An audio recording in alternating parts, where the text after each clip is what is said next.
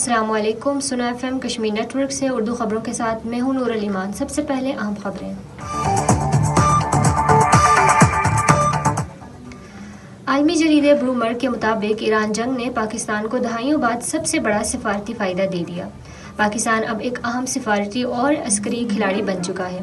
اس پیش رفت نے پاکستان کے لیے غیر ملکی سرمایہ کاری کے امکانات بھی روشن کر دیے ہیں. بھارتی senior bureaucrat financial action task force کے نائب صدر منتخب ہو گئے. مودی حکومت کو اب پاکستان کو گرے لسٹ میں واپس لانے کے لیے کام کرنا چاہیے.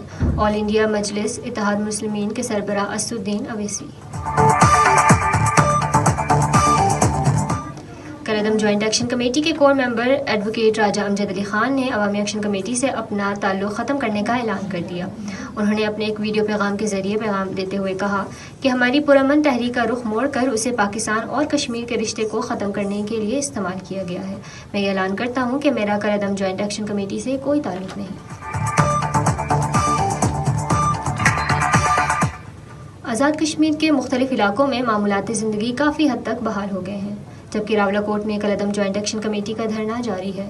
کالعدم ایکشن کمیٹی کی جانب سے دعویٰ کیا گیا تھا کہ جمعیت علماء اسلام کے سربراہ مولانا فضل الرحمان نے ثالثی کی پیشکش کی ہے اور ایکشن کمیٹی کے کور کمیٹی نے ان پیشکش کو قبول کر لیا ہے.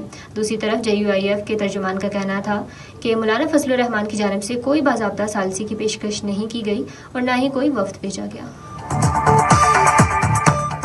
آزاد کشمیر انتخابات، نامزدگیوں کا سلسلہ جاری. 755 امیدوار سامنے آ گئے. بھارت کے زیر قبضہ جموں کشمیر میں پیپلز ڈیموکریٹک پارٹی کے صدر محبوبہ مفتی نے بھارت میں نفرت انگیز تقاریر پر مسلسل خاموشی کو تنقید کا نشانہ بناتے ہوئے خبردار کیا کہ اس سے صرف ان قوتوں کی حوصلہ افزائی ہوتی ہے جو معاشرے میں مذہب اور ذات پات کی بنیاد پر تقسیم کرنا چاہتے ہیں. اور اس کے ساتھ ہی اس وقت تک کی خبریں ختم ہوئی. تازہ ترین خبروں اور تبصروں کے لیے جڑ رہیے سنا FM 89.4 کے ساتھ.